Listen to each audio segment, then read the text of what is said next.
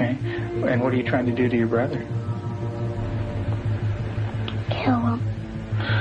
Who else would you like to stick pins into? Mommy and Daddy. Do you have animals, Beth? 4 of them. Can you tell me their names? Clyde, Shuggy, Darcy, and Annie. And what do you do to the animals, Beth? Stick them with pins. Do you stick them a little bit or a lot? A lot. What are you trying to do to the animals, Beth? Kill them. Sebenarnya apa yang membedakan isi otak psikopat dan orang biasa? Sebelum kita membahas itu, mungkin kamu pernah menonton film atau membaca buku yang berkisah tentang seorang psikopat dengan sifat yang sering menggunakan kepribadian palsu untuk berinteraksi dengan orang lain. Biasanya mereka digambarkan sebagai pembunuh berdarah dingin, pelaku pemerkosaan, atau karakter jahat yang suka menyiksa orang lain.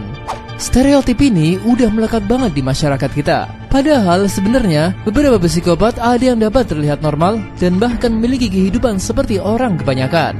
Yang membedakan psikopat dengan orang biasa adalah mereka cenderung akan melakukan manipulasi atau melakukan berbagai perilaku yang tidak bertanggung jawab untuk mendapatkan apa yang mereka inginkan.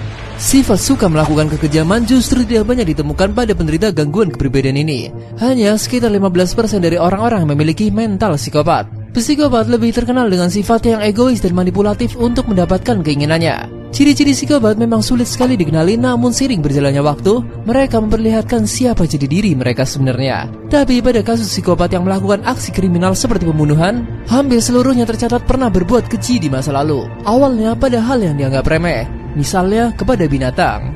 Setelah itu meningkat menjadi menyakiti manusia. Catatan FBI mengatakan 100% pembunuh serial yang mereka tangkap punya sejarah kelam sebagai penyiksa hewan di masa kecil atau remaja. Rata-rata pembunuh serial adalah seorang psikopat, tapi tidak semua psikopat jadi pelaku kekerasan atau pembunuh baik tunggal maupun serial. Hal ini dibuktikan oleh Christian Keizer, yang merupakan kepala laboratorium Netherlands Institute for Neuroscience. Dia dan timnya mengadakan penelitian untuk membuktikannya. Apakah memang benar seorang psikopat memang tidak memiliki empati? Sebanyak 21 terpidana psikopat pelaku kekerasan dites untuk melakukan scan otak. Setiap pasien ditunjukkan adegan film berisi adegan yang sedih dan seseorang yang sedang disakiti. Sementara aktivitas otak mereka diukur dengan menggunakan alat scan otak MRI. Hasil penelitian ini menunjukkan bahwa aktivitas motorik, somatosensori, dan daerah otak yang mengatur emosi mereka jauh lebih rendah dibandingkan orang normal.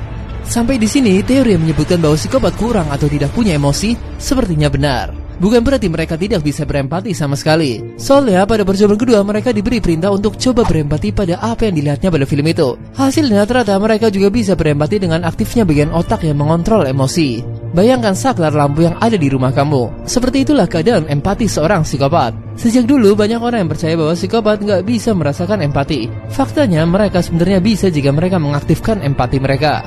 Untuk itu, psikopat bisa terlihat sangat ramah, meyakinkan, dan memanipulasi orang lain berbeda dengan orang kebanyakan. Biasanya rasa empati muncul secara otomatis pada diri kita. Itulah yang menjadi pembeda psikopat dari manusia normal, dasar moral atau hati nurani mereka berbeda. Beberapa ciri lain seorang psikopat adalah tidak akan mudah bersalah jika melakukan kesalahan.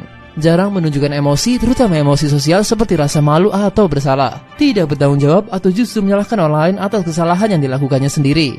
Tidak memiliki rencana akan masa depan. Sering berbohong. Psikopat juga memiliki kemampuan untuk mengeksploitasi orang lain dengan penipuan atau kebohongan yang konsisten. Dalam memanipulasi orang lain, psikopat biasanya memakai pesona atau kecerdasan mereka. Memiliki sikap egois yang tinggi. Pada anak-anak, gejala yang muncul bisa berubah perilaku kejam terhadap hewan, marah yang meledak-meledak, dan tidak mau bergaul. Psikopat bisa saja tampil normal dan tidak menonjol. Mereka bisa memiliki profesi tetap selayaknya manusia normal dan menjalani kehidupan seperti kebanyakan orang tanpa masalah. Tapi mereka memiliki pesona atau kepribadian palsu yang ditampakkan pada kebanyakan orang yang tidak sesuai dengan monster yang ada di dalam dirinya.